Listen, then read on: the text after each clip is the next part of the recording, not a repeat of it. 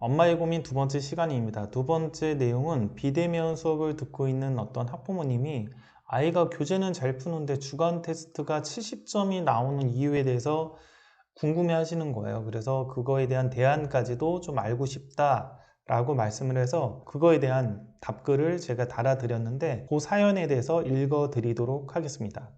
자, 참고적으로 이 학생은 중학교 개념 수업을 듣는 학생입니다. 그렇다면 주간 테스트는 개념을 정확하게 알고 있는지를 확인하는 문제들이 주로 나오겠죠. 그런데 교재 정답률은 높은데 교재는 잘 푼다라는 거예요. 정작 테스트는 못 보니 이유를 알고 싶다는 것입니다. 자, 저의 원인 분석과 해결 방안에 대한 답변 한번 보도록 하겠습니다. 비대면 수업 인강을 듣는 학생이니까 홍공으로 공부를 했던 학생 같아요. 홍공의 단점이 교재 정답률과 시험 테스트의 점수와의 괴리가 크다라는 게 이제 홍공의 단점 중에 하나죠. 자, 이거는 인출 연습이 부족해서 벌어지는 일입니다. 그래서 실제 공부한 것이 내 몸에 체화되지 않아서 그렇게 되는 거죠. 그러니까 교재 자체를 잘 푸는 거는 교재에는 힌트들이 많이 있어요. 개념도 나와 있고요. 그리고 문제를 보면 모든 문제가 뭐 유형 문제도 있고 혹은 예제도 있고 그래서 어떤 흐름과 맥락에 의해서 아이가 그 다음 거를 풀게 되는 형태로 문제를 풀게 됩니다. 그렇기 때문에 교재 정답률과 그냥 시험 정답률이 결코 일치하진 않습니다. 그래서 교재 정답률이 높아도 시험을 못 볼 수가 있어요. 이거는 평상시에 학원에서 시험을 자주 보거나 그러면 금방 알 수 있는 일입니다. 교재 정답률이 높아도 아이가 시험을 못 보는 거는 자주 만나게 돼요. 물론 이제 숙제를 베끼거나 교재를 정말 날림으로 풀어서 못 푸는 아이도 있지만 나름 교재를 정확하게 잘 풀었는데도 막상 테스트를 보면 점수가 안 나온 아이들이 굉장히 많습니다. 원인은 아이가 학습을 했다고 착각하지만 학습한 내용이 몸속에 체화되지 않은 상태이기 때문이에요. 그러니까 제대로 학습이 됐다는 것은 개념을 보지 않고 문제를 풀었을 때 점수가 나오고 또한 개념을 보지 않고 개념을 설명할 수 있어야 된다라는 겁니다. 이렇게 돼야 이제 체화가 된 거죠, 학습한 내용이. 그러니까 교재를 잘 푸는 게 아니라 시험, 테스트를 봤을 때 시험 성적이 높냐, 그리고 교재를 보지 않고 어떤 개념을 설명할 수 있냐, 이렇게 돼야 제대로 공부를 했다라고 우리가 얘기를 할 수 있는 겁니다. 보통 문제집만 풀면 문제집에 있는 개념을 읽고 그게 어떤 내용인지 이해한 다음에 그것이 머릿속에 저장은 안 되지만 그 내용을 가지고 문제를 푸는 거죠. 근데 그게 머릿속에 저장이 되는 것이 아니기 때문에 막상 시험을 보면 잘 못 볼 수가 있다라는 거죠.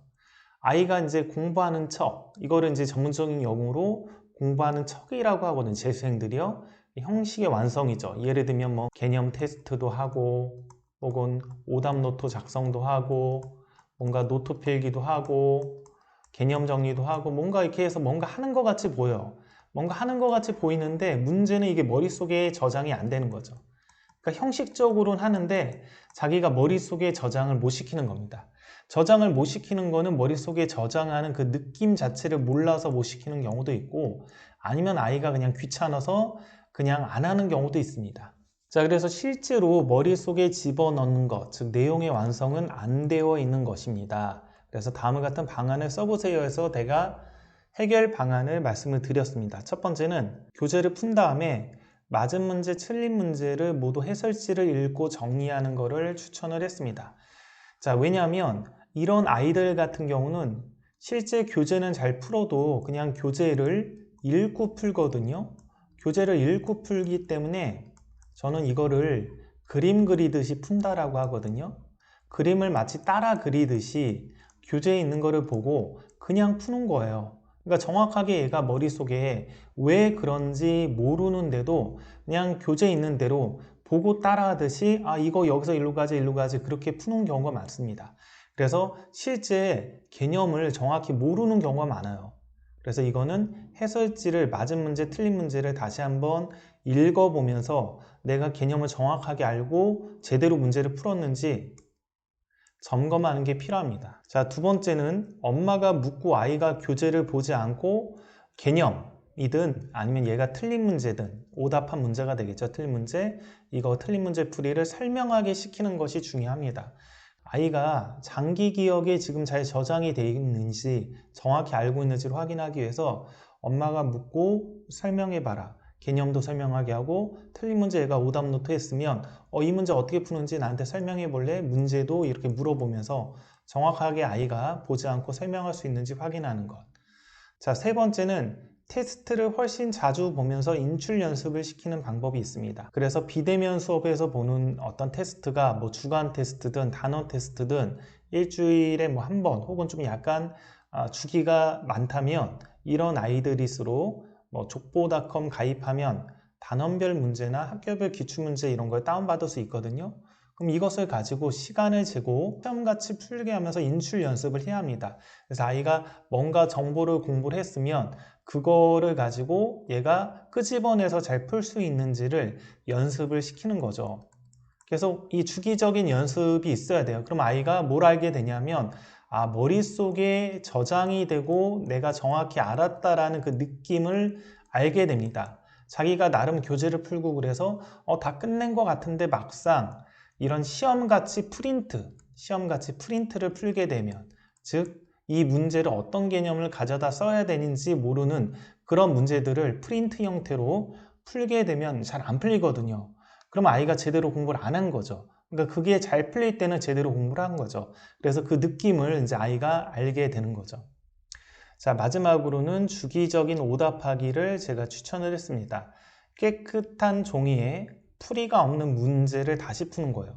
그러니까 오답 노트에다가 그냥 풀이를 정리해서 쓰는 것은 그냥 예쁘게 그냥 정리하는 거고 그냥 정리하는 겁니다. 정리하는 거고 그게 오답이 돼서 머릿속에 저장이 되는 건 아니에요.